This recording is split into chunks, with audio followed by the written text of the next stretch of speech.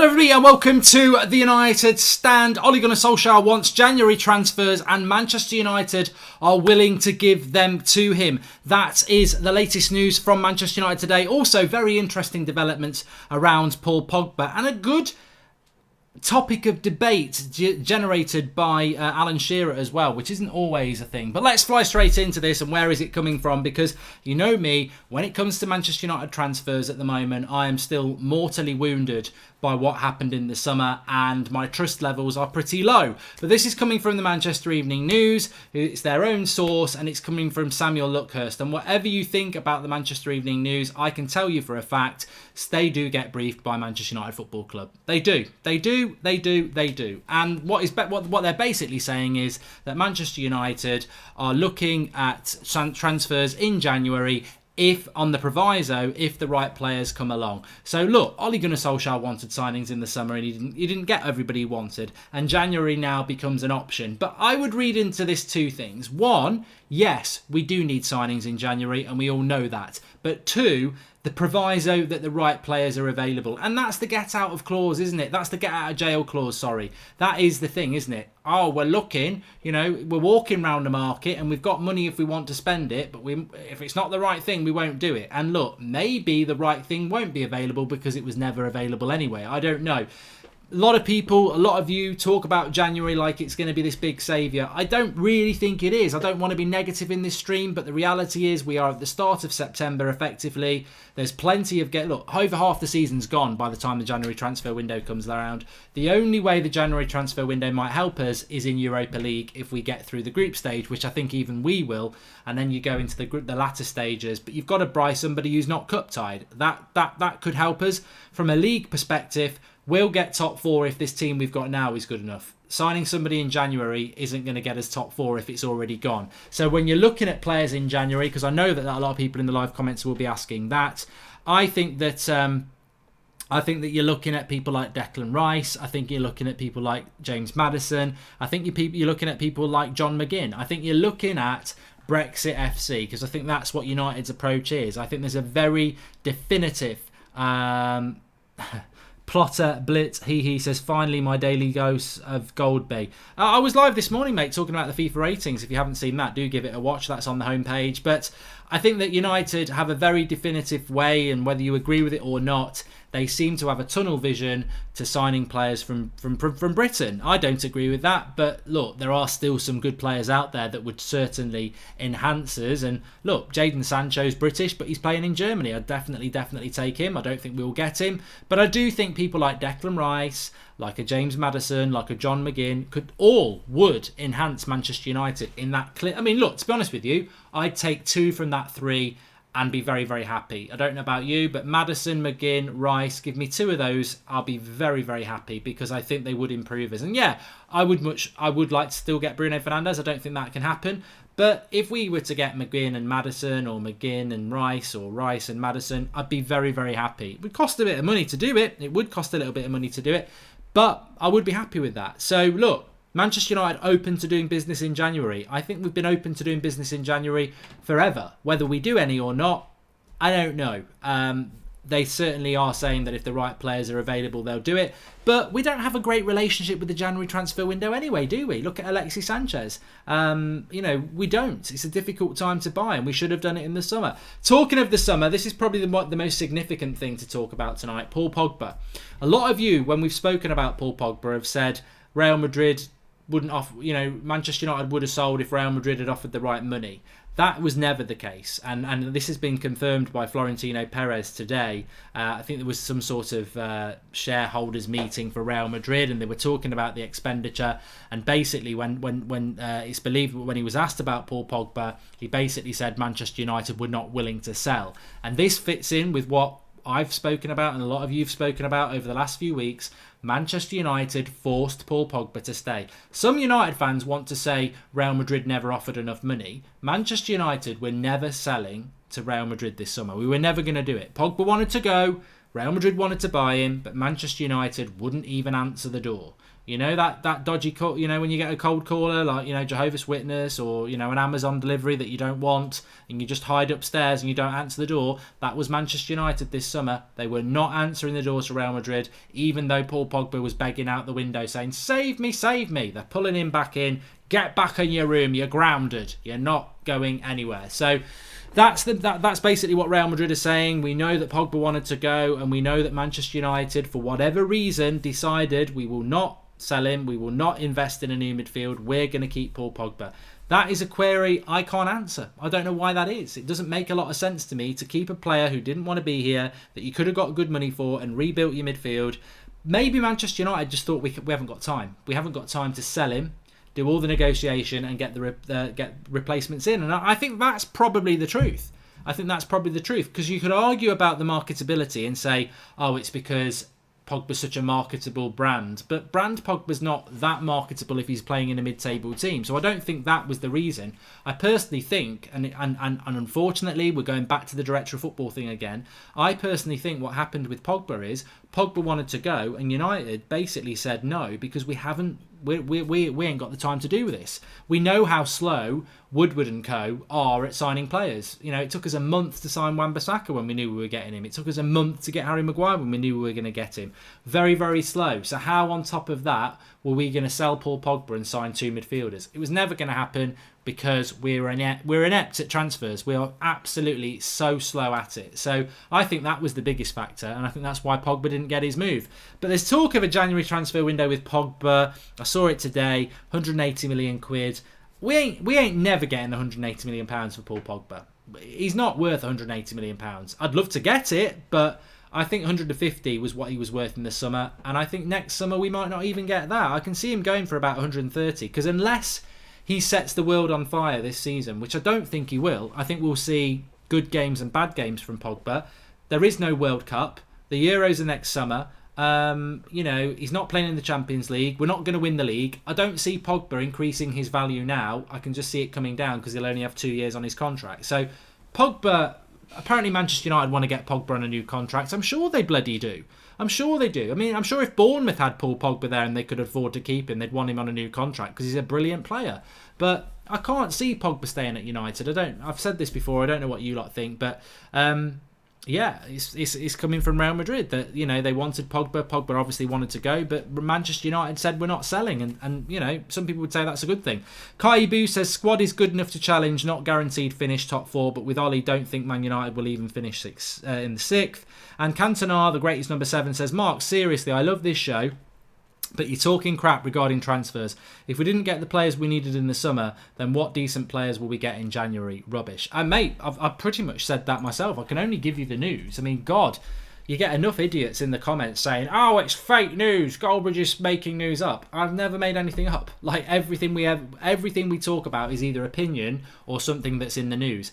Do you think I'm going to go live and say we're signing people in January? Solskjaer wants January transfers. We're talking about something from the Manchester Evening News, mate.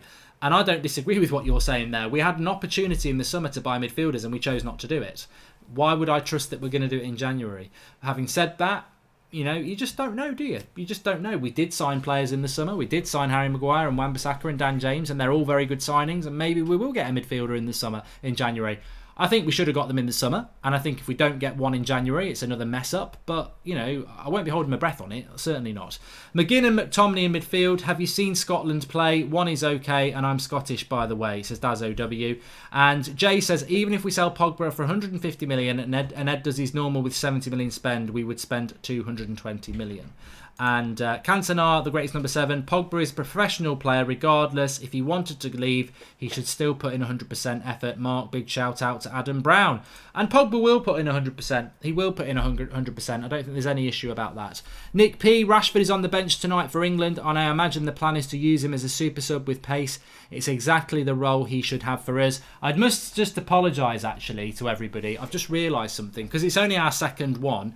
The podcast, which me and Flex do, which is exclusive, it's a podcast. Whatever we talk about on there, we won't do on the videos because we're not going to replicate. We're not going to talk about the topics on the podcast because we want people to watch the podcast, subscribe to the podcast, whether it's iTunes or Spotify. New episode went out today. Links are in the video description for that. So whether you're iTunes, Deezer, Spotify, whatever, there's a way to listen to it, even if you've never listened to a podcast. Just go to the links in the video description. Listen to this week's episode. We were talking about Rashford and Dan James. We spoke about selling Lingard. We spoke about Ollie. We spoke about scenarios about when we'd be Ollie out, which I don't think we've spoken about on YouTube. So go and give it a listen. Really, really good. Links in the video descriptions for the podcast. Really, please do go and give that a listen. But yeah. Smutty subscribed. I would hope as a moderator, Smutty, you've already subscribed to the channel, but I think you're on about the podcast. So do go and give them a listen. And Paul Robinson's right. I always say go and watch the podcast. This is how new to podcasts I am. It's listen. And I did it in my pants, as you'll find out if you go and give it a listen in the first few seconds. Lingard is injured, thank God, says Illa United. We'll come back to that. I want to talk about the third topic, which was Alan Shearer has basically said that Alan Shearer, the ex-bitter Newcastle player who knows he should have come to United twice but didn't, went to Newcastle and pretends that was the best thing for his career when he would have won stuff with us. Whatever. But Alan Shearer, the Match of the Day pundit, has said that Ole Gunnar Solskjaer has made a huge risk in the transfer window by not replacing Romelu Lukaku.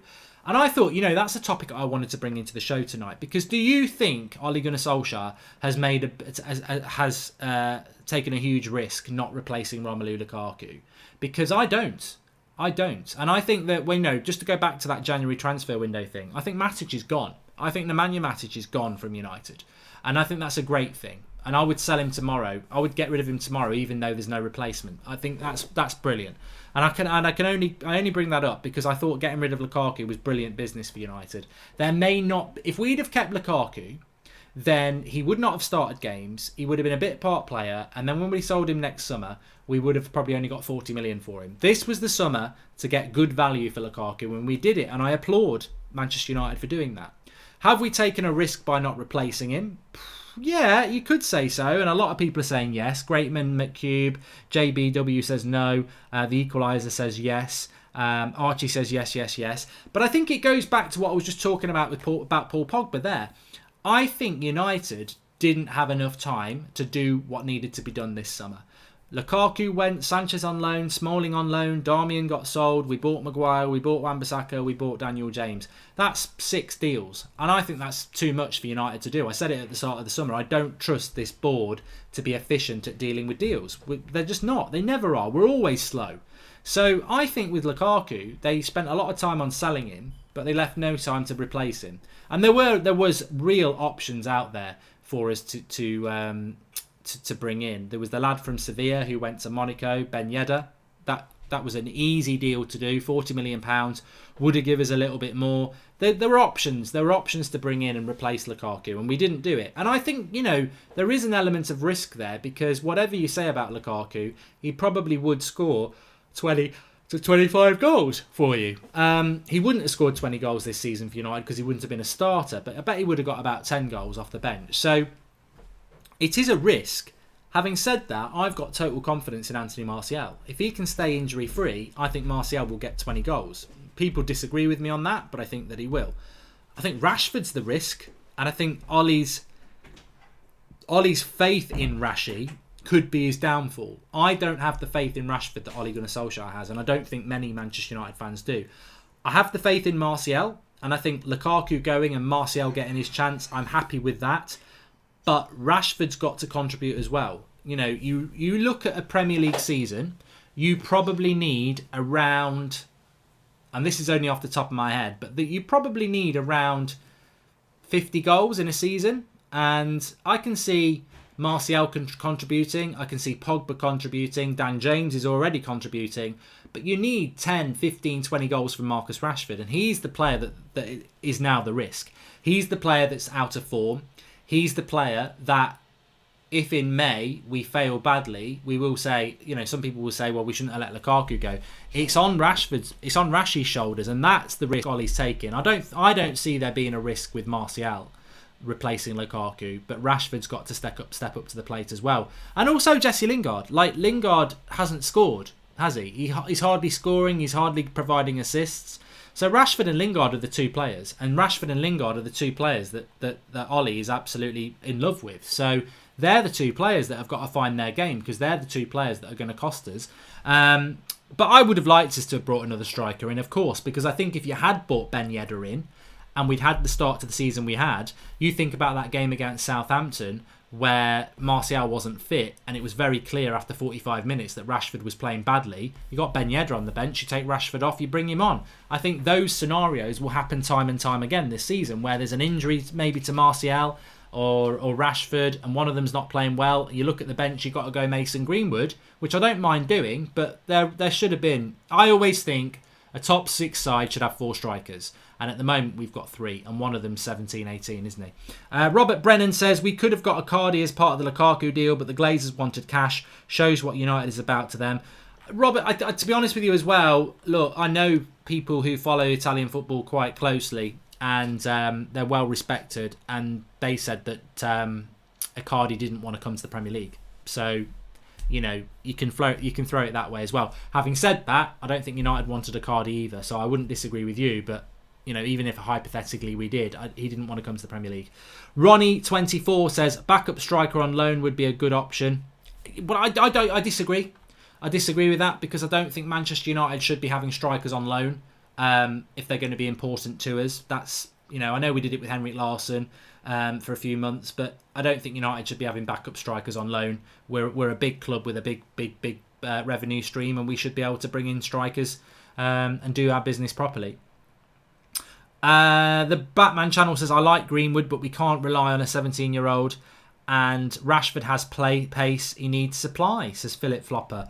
And I'd have to disagree with you on that, Philip, and I'm sorry to highlight it, but if you watch the game against Southampton, I've never seen so many good crosses coming in, and that's the supply.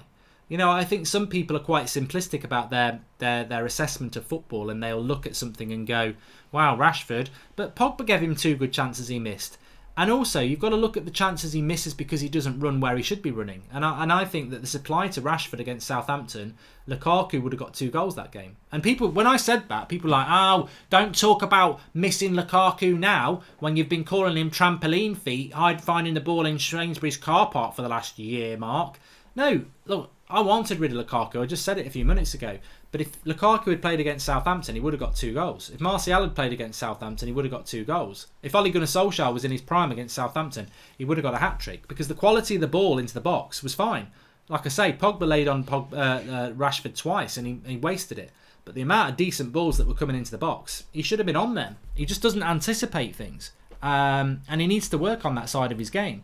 I'll give you a little bit of a spoiler from the podcast, actually. And the only reason look, there's loads in the podcast that will never be on YouTube, so go and listen to the podcast. It's really, really good conversation, and me and Flex try and put each other on the spot. And one question I did ask him, which I'm going to ask all you lot as well in a moment. Zayn Miassi says, Mark, I think Martial will leave after this season. We are happy to take him. He ain't going to leave, mate, because he's on a long-term contract, so he ain't going to go anywhere. And Plotter Pitt Hee says, now that Solskjaer is removing the deadwood, will he get more funds next summer? And yes, I believe he will be here next season, even if we finish 12th. Have you been listening to the podcast? And Mick P says, yes, Rom had trampoline toes. Yes, he had the touch of an elephant. Sadly, we just need some cover. Europa League games are unforgiving and relentless. Yes, well, you're clearly saying that we should have got some cover in. But the question I was going to ask you, where do you rate, and I'm going to gauge this for you on past strikers of Manchester United from crap to good. Where does Marcus Rashford fit in your eyes in this graph, right? So at the bottom, you've got Makeda. Youth prospect, scored a couple of important goals and then disappeared. Then you've got Danny Welbeck, who was fairly decent but missed a lot of chances. Then you've got Andy Cole. Bit limited in his sort of flair, ability to go past the player and build up play, but stunning finisher of the ball. Really, really, really fox in the box. Brilliant.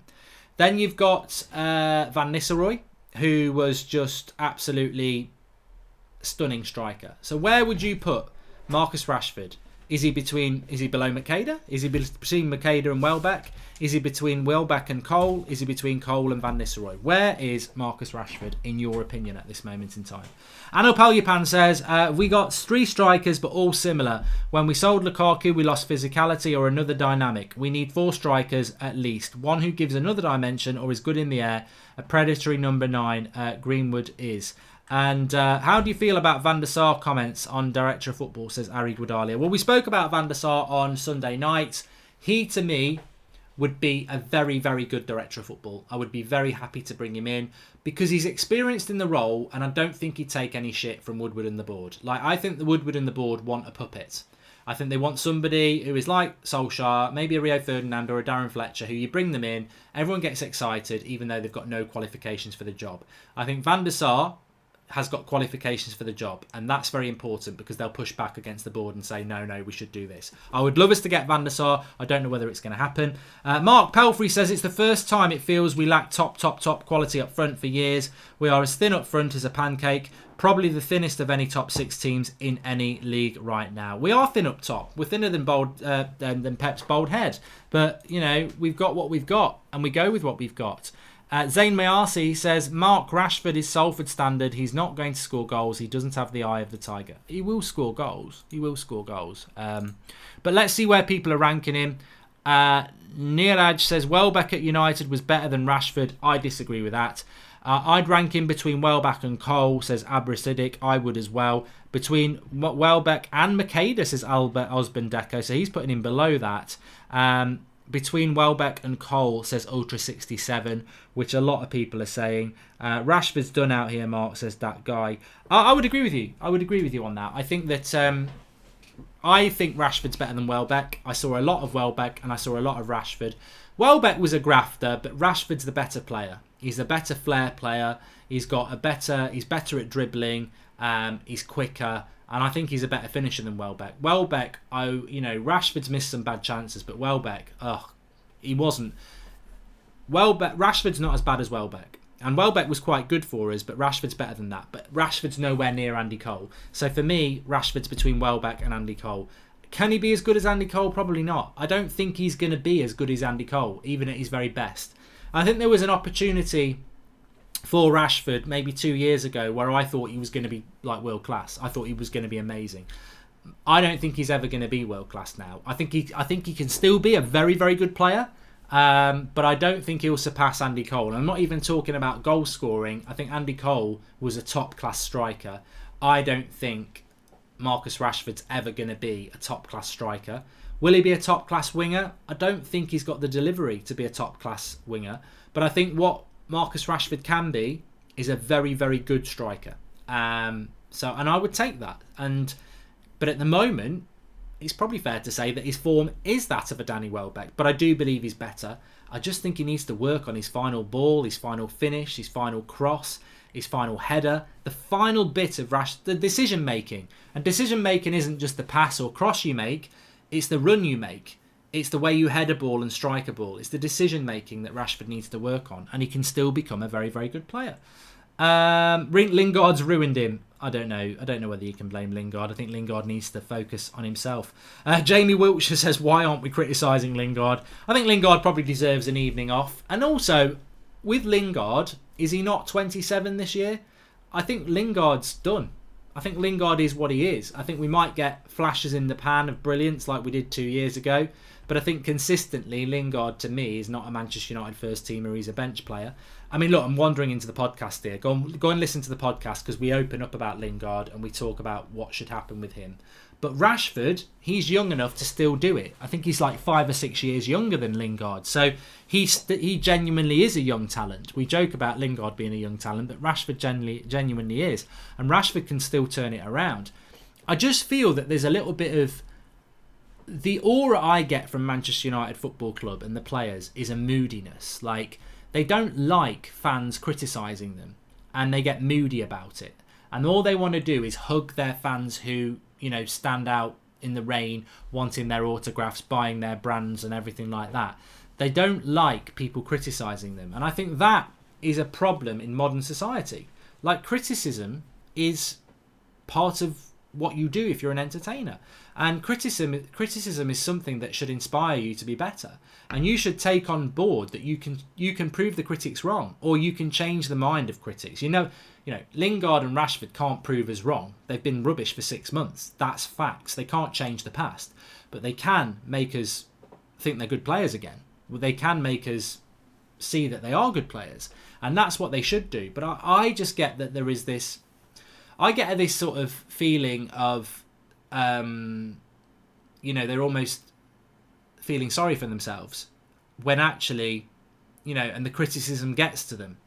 But if you're going to be a success, look at Ronaldo, look at David Beckham, look at Cantona, look at Roy Keane, look at Scholes, look at Giggs. They've all had criticism through their careers, but they all came out on top. And Rashford and Lingard, and this is where it goes wrong at United. Where are the bloody leaders? Whether it's Ollie's not a leader. He's not. He's too young as a manager. Carrick's not a leader as a coach. He's too young as a coach. Same with McKenna. Look on the pitch itself. We haven't got leaders. I reckon if Lingard and Rashford had Roy Keane in the team, or Steve Bruce, or Cantona, or Giggs, or Beckham, or Scholes, they'd be fine. Because these players would grab them and say, look, I know you're going for a hard time. It's not going to last. Just put the work in. Work on this. Believe in yourself. And stop getting angry or frustrated about the criticism you're getting. It's valid criticism. Take it on the chin. Turn it around into a positive. And I don't feel that they're doing that. I feel that, and I'm not just including Lingard and Rashford in this, I feel that the players that get criticised at United almost feel sorry for themselves and spend too much time thinking about the criticism they're getting instead of realising the criticism is valid, and most people are criticising them because they want them to become the players they can be. And I think that's what United players need to do. Forget focusing on why you're being criticised and accept that you're being criticised for the right reason and turn it around. Basically turn it around. I think Rashford thinks he's already a great striker, says Anupal Yapan. He just replied to Owen in some spoiled kid manner. He needs to get his head down and work hard. Your views. I haven't seen what Rashford said. Let's see if we can get anything on Twitter.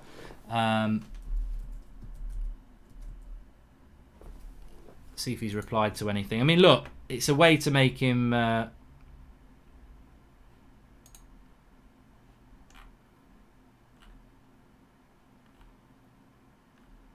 I can't see what he said about Michael Owen, so I don't really know what that's about.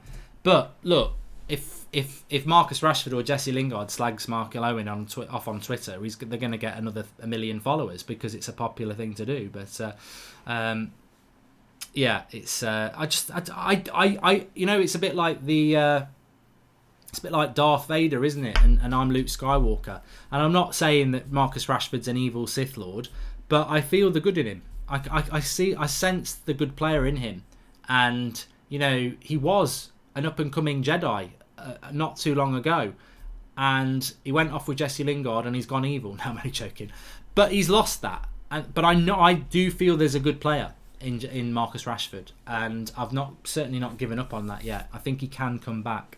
I really do. You said James is better than Pepe, says Dejog14. No, I didn't. I am not on this anti-Pepe train that AFTV wants to pretend that I'm on. I'm not. I always said Pepe was a good player. I was pissed off that Arsenal signed him. And after the Spurs game, when everyone was saying Pepe's a flop, and Flex was saying Pepe's a flop, I said, it's a load of nonsense. I've seen enough of him to know that he's going to be a good player and he will score goals. What I said last night is, Pepe cost 70 million, Dan James cost 15 million, and as of now, Dan James is destroying Pepe as the best signing as the summer. Pepe needs to go up a gear. And I think he probably will. But at the moment, I'm sorry, Arsenal fans, Dan James is a better player than Pepe at the moment because he is producing. Whether that will be the case come Christmas, I'm not so sure it will be. And why would it be? He's a 15 million championship signing. You've just spent 70 million on one of the best wingers in Europe. So Pepe should be going past Dan James. But at the moment, Dan James is delivering and Pepe isn't. So there you go. James will be better in my opinion. Pepe is not English, says Stu Mallon. I hope Dan James is a better player in the future. I really do. Apparently England are winning 5-1. I have no interest. Lots of people were like, why didn't you do a watch along on That's Football? I have no interest in England internationals. I really don't. They're always a walk in the park. They're always dominant in September, October. I don't like the international break. I'd much rather talk about Manchester United. So the fact that England are beating Kosovo 5-1, to me, it's like Manchester United turning up and beating my pub side 5-1. It doesn't mean anything. It really doesn't. I've got no interest in it at all. JT Sports says too easy for England. I'll take your word for it. I won't even watch the goals. Most of these English guys are overrated. Rashford especially. He wouldn't get into any top side in Europe, says Femi Odokoyu. Well, he wouldn't get into any top side in England at the moment. He wouldn't get on Man City's bench. He wouldn't get on Liverpool's bench. He wouldn't get on Spurs' bench. And he wouldn't get on Arsenal's bench. He might get on Spurs' bench. He might get on Chelsea's bench because they've got Tammy Abraham up front at the moment. But, you know, the same goes for Lingard. Same goes for McTominay. You know, we've got a lot of players playing in our team who just wouldn't get anywhere near a top 6 side. That's the faith and hope that Ole Gunnar Solskjaer is throwing out there. We better not run down De Gea's contract, says Jamie Wiltshire. I think De Gea will sign a contract. The BITW says, where's the Flex and Rant show? We had a problem loading it up today, so it missed the afternoon, so it'll go up at 1 o'clock tomorrow. It is in the system and it will go up tomorrow. We toyed with the idea of putting it up tonight, but we really wanted to do a live show and also really wanted to promote the podcast. Please do give the podcast a listen. It's available to anybody. I know not everyone will have iTunes and Spotify. The links are in the video description. Try one of the other links. You can just go and listen to it. The audio is crisp and clear after episode 1. The mistakes we made there, and it's here to stay, the podcast. It'll go up every Tuesday, and we promise you we're going to be talking stuff on the podcast that isn't going to be on YouTube, so it's well worth a listen. Get over and subscribe. Paul Robinson says, if Pogba's injured on Saturday, what's our best midfield? Good question. Live comments, go for it. If Pogba's injured on Saturday, what's our best midfield? I fear Ollie would always go for experience, so he'd bring Matic in. I think McTominay's going to play every game because he's in love with him as well. So I think it would be McTominay, Matic and Pereira. I think that's what he would go with. Or maybe Lingard. But I don't think that's a very good midfield.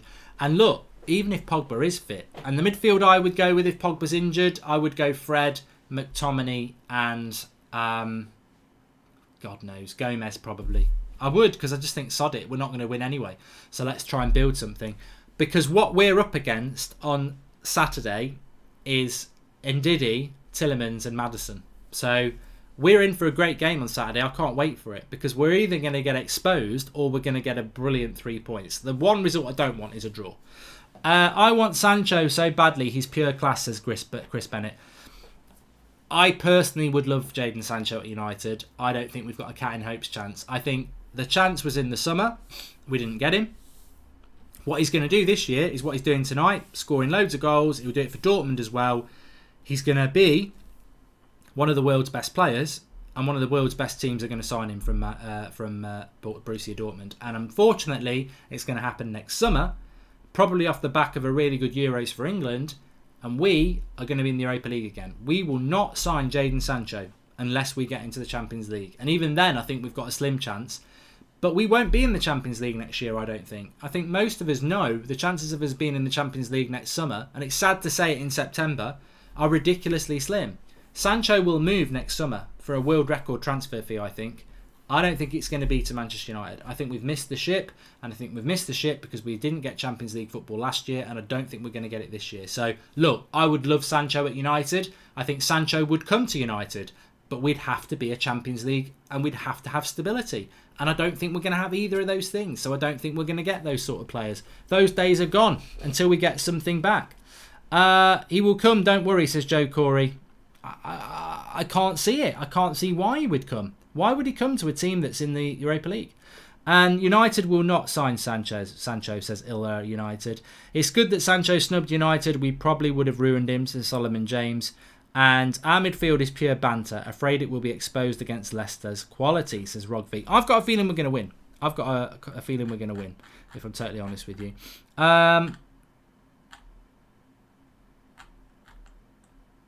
Chris Bennett, I want Sancho badly. He's pure class. Yeah, we read that one.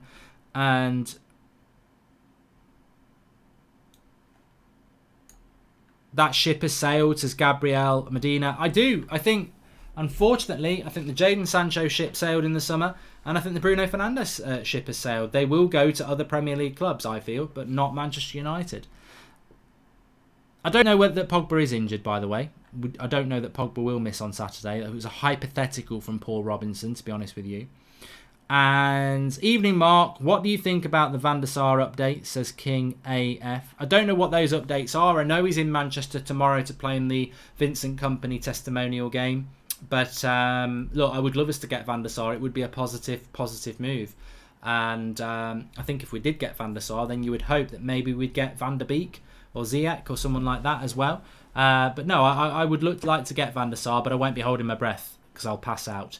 Anu Palyapan says, Mark, I've emailed soccerboxtv about an article. Please see it and reply. Also check Rashford responds to Owen criticism for details. If we lose 2 out of 4 next month, do you think a change in the team or manager is needed? This board, I don't believe, is going to sack Ole Gunnar Solskjaer without us being in a really, really bad situation. So that answers that for you. And also, I don't know what to expect from Manchester United over the next few weeks. All I know is that we need the Premier League games are the most important, and we need to take as many points as we can. Facts, innit? But I don't know how it's going to go, and I don't think anybody knows how it's going to go. It's all subjective, isn't it? Illa United says, I love Van der Sar, but I don't believe nothing. Only the papers talk. If we had Pogba, we wouldn't be Brexit FC, says Jamie Wiltshire. And Zayn Mayasi, Mark, where do you think Arsenal will finish? I think Arsenal got to finish 4th, mate, to be honest with you. I think you've had the better transfer window. I think you've got to finish above Chelsea and United. That's my expectation with that. Ali needs a year more irrespective of results. That's how Sir Alex Ferguson started his managerial career at Manchester United as Parag Pradham. Oh my God. We're now going back to comparing Sir Alex Ferguson's Manchester United 30 years ago. A totally different world. Ole Gunnar Solskjaer doesn't get a year, mate. He doesn't get a year. He gets a year if he's fighting around the top 6. If we're in the bottom half of the table, he gets sacked. That's my feeling. I don't know about you lot. I don't care what people say. If at any point around Christmas and after we're in the bottom half, sack him. Because I don't care. I know the transfer window was a disaster. I know we should have bought midfielders, and I know Ole Gunnar Solskjaer has been left, without a real chance of getting in the top 4.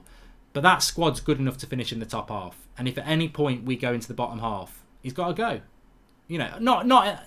We might be in the bottom half on Saturday, so I don't mean in the first 7-8 games, because you can be in the bottom half in the first 7-8 games. But after October, if we go into the bottom half, he's got to go. There's no justification for that. There's no you get a year. Any manager should be able to keep that Manchester United side in the top half. I don't think any manager can get them top 4. I think it's ridiculously hard.